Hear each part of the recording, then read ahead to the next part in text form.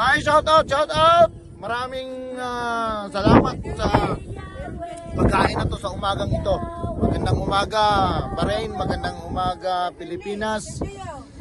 Dito kami sa may Budia.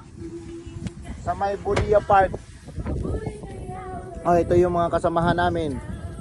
Ito si Tita. Si Tita maasikaso talaga. Oh. Shout out Tita, shout out. No, tingnan mo yung pagkain. Oras ng alas 3 ng madaling araw, ginising na kami dahil papuntahin na kami rito. Kaya ito. Ito ang nangyari. Itong nangyari ngayon. Kaya yun mga 3 o'clock. Napakahangin, napakaginaw, pero salamat sa Diyos na binigyan pa rin tayo ng lakas. Nakakain pa rin ng kanton. Salamat sa nagluto sa third floor. Amen. Amen.